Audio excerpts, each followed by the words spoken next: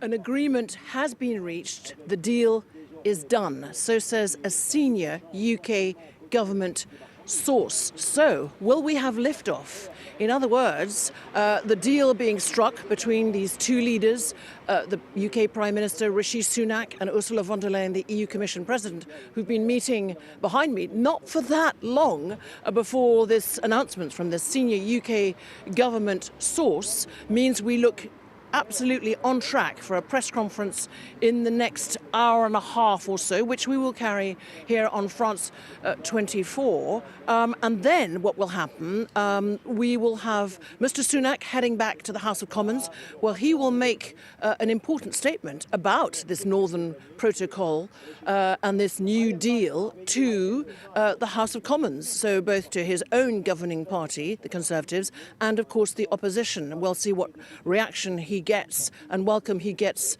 there. What is unclear is if whether the British Prime Minister will put this to a vote. He doesn't have to, because this is basically a supplementary, we understand, to the Northern Ireland Protocol.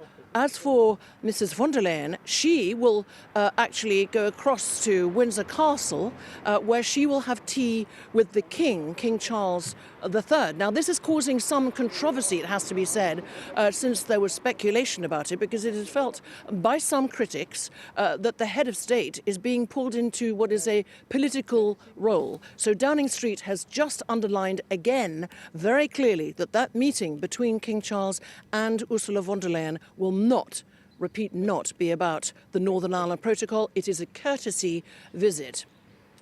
So even if a deal has been struck, Prime Minister Sunak is certainly not out of the woods as yet, is he, Benedict? Mr. Sunak is not out of the woods at all, and you are right to underline that. That is absolutely the crux of the matter. Agreeing a deal which basically, let's be clear, tension and relations between the United Kingdom, whose population voted in its majority, not a huge one, but a majority, back in 2016, not predicted by the polls, but voted to Brexit in order to leave the European Union, have been very bad, basically, particularly under, for example, Prime Minister Johnson. Mr. Sunak is seen as a much more cooperative tone, and if he pulls this off, this will be a major political victory. But the word in there that is operational is the word if. Because what we'll be looking at, and he will be looking at very carefully, and I'm sure there's been a lot of wooing of Brexiteers, of course, in the lead up to this announcement today, is what the reaction of the Democratic Unionist Party will be. Remember, Stormont is not sitting. They are not willing to be in a power-sharing agreement since the historical victory last year of Sinn Féin.